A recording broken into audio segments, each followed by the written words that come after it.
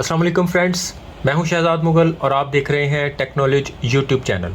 Friends, आज हम mobile को चार्ज करने के लिए पावर बैंक बनाएंगे, वो भी इतने आसान तरीके से कि कोई भी आम आदमी घर में बैठा पावर बैंक तैयार कर सकता है। और वो पावर बैंक आपका एक दफ़ा मोबाइल चार्ज करने की बजाय 3 से 4 बार मोबाइल चार्ज कर देगा। तो उसके लिए फ्रेंड्स, आपने देखा ही होगा इस तरह के सेल्स के साथ पावर बैंक तैयार किया जाता है। तो पावर बैंक बनाने का एक असूल है, एक तरीका है, वो मैं आपको पहले समझा देता हूँ। तो फ्रेंड्स, सबसे पहले आपने देखना है कि आप कौन सा फ़ोन यूज़ कर रहे हैं और उस फ़ोन की बैटरी कितने mAh की है।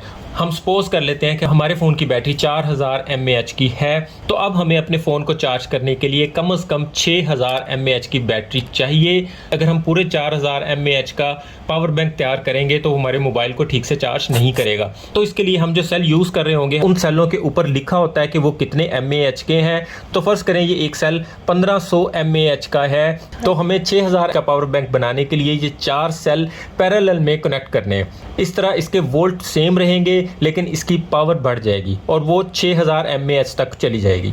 ये इसका सिंपल सा फार्मूला है। इसके बाद अगर आप सेलों की तादाद बढ़ाते जाएंगे तो इसका फ़ायदा ये होगा कि ये पावर बैंक आपका फ़ोन एक बार की बजाय 2 से 3 बार चार्ज कर देगा।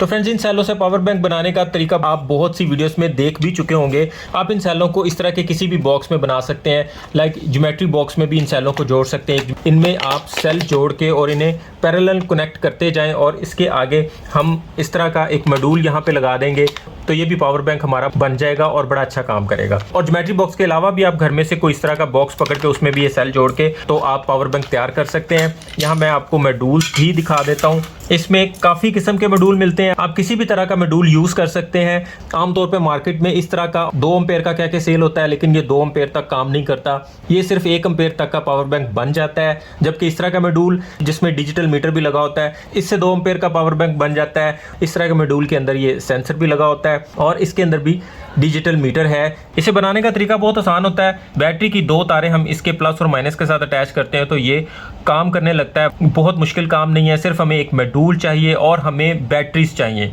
तो हम अपने पावर बैंक में इन सेलों की बजाय ये वाले सेल यूज़ करने वाले हैं। अब जितने नए लैपटॉप आ रहे हैं उनके अंदर इस तरह की बैटरी फिक्स आ रही है, लैपटॉप के अंदर ही होती है। ये 4 सेलों को जोड़ के एक बैटरी तैयार होती है। अगर इसमें से एक सेल भी ख़राब हो जाए तो ये पूरी की पूरी बैटरी को निकाल के फेंक दिया जाता है। हमारे पास एक बैटरी में से ये 2 सेल हमें मिल गए हैं और इसी तरह ही एक और बैटरी में से हमें ये 2 सेल और मज़ीद मिल गए हुए हैं। तो इसकी फिटिंग के लिए हमें कोई भी इस तरह की लंबी सी चीज़ चाहिए जिसके अंदर हम ये अपनी बैटरियों को फिक्स कर लें और साथ में अपना ये मॉड्यूल फिक्स कर लें। इसके लिए इस तरह का पाइप काट के उसे गर्म करके हम इसकी शेप दे के तो इसके अंदर भी फिक्स कर सकते हैं। लेकिन ज़्यादा लंबे काम में पड़ने की बजाय इसके साइज़ का घर से ही कोई ज्वेलरी बॉक्स या गिफ्ट बॉक्स होता है वो चेक कर लें, वो देख लें। अगर साइज़ का 19-20 हो जाए तो ज़्यादा मेहनत की बजाय उसे ही मैनेज कर लें। तो हमें ये एक बॉक्स घर से ही मिल गया है, तो हम इसमें इन बैटरीज को फिक्स करने वाले हैं क्योंकि इसका ये पूरा साइज़ इसमें आ रहा है और साथ में हम इसके ये वाला मॉड्यूल फिक्स करने वाले हैं। फ्रेंड्स, हमने ये लैपटॉप की 4 बैटरियां ले ली हैं।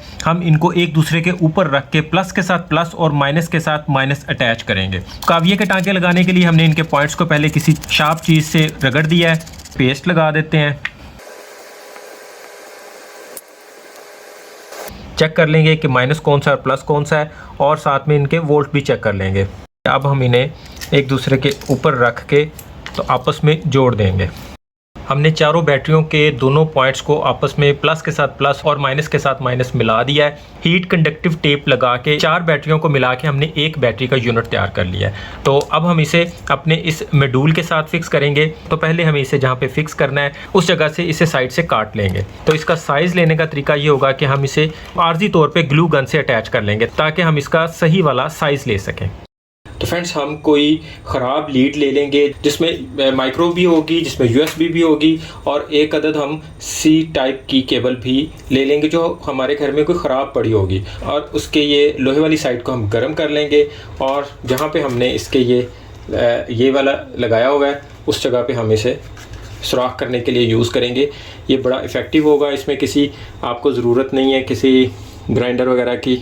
ये आप देख सकते हैं यहाँ के बिल्कुल इस जगह पे ये सुराख हो चुका होगा इसके। ये मॉड्यूल हमने यहाँ पे आरजी लगाया था तो ये हमने एक दफ़ा उतार लिया। अब यहाँ से हम इनको ज़रा सा हीट करेंगे तो ये इनमें से इसके अंदर से ये निकल जाएंगी। बिल्कुल एक्यूरेसी के साथ यहाँ से बिल्कुल ये फ्री हो जाएगा।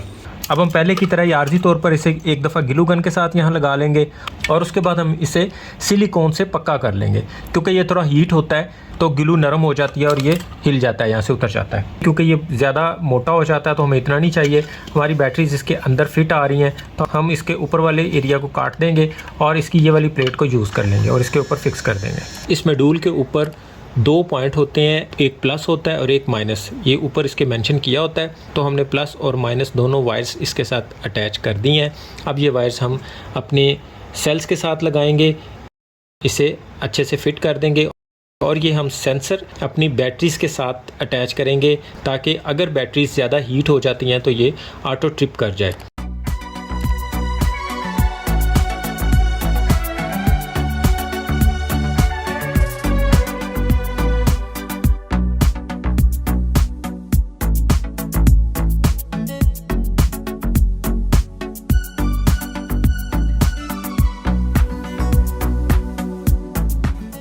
ये एयरबड्स का एक पीस लेके हमने उसमें से एक लकड़ी का पीस छोटा सा काट लिया है, एक साइड पे उसके एल्फी लगाई है और इसके अंदर जाके उस बटन के साथ एल्फी के साथ इसे अटैच कर दिया है। लेकिन एल्फी लगाते वक्त इसे उल्टा रखेंगे हम ताकि एल्फी का कोई भी ज़रा सा भी ड्रॉप इस बटन के अंदर नहीं चला जाए। एक्स्ट्रा जो पीस बाहर बचा हुआ है उसे हमने शार्प कटर से कट कर दिया है। सिलिकॉन भी लगा दिया ताकि इसका ये होल बंद हो जाए, इसमें डस्ट मट्टी पानी वगैरह ना जा सके। और सिलिकॉन क्योंकि फ्लेक्सिबल होती है तो सिलिकॉन लगने के बावजूद भी ये बटन वर्क करता रहेगा यहाँ पे। तो इस तरह हमारा ये fast charging power bank complete हो चुका है। हमने इसकी फिनिशिंग के लिए कंप्यूटर पे कुछ डिज़ाइन निकाले हैं और उनका वाइनल के ऊपर प्रिंट ले लिया है और हमने सिल्वर ग्रे कलर की प्रिंटिंग का वाइनल इसके ऊपर पेस्ट कर दिया है। जिस साइड पे बटन है हमने उस साइड पे बटन का निशान भी रख दिया है, यहाँ से बटन काम भी करता है। इससे अब हम मोबाइल को चार्ज करके देखते हैं कि ये फास्ट चार्जिंग करता भी है या नहीं। इसकी हम चार्जिंग भी चेक कर लेते हैं और इससे मोबाइल को चार्ज करके भी देख लेते हैं।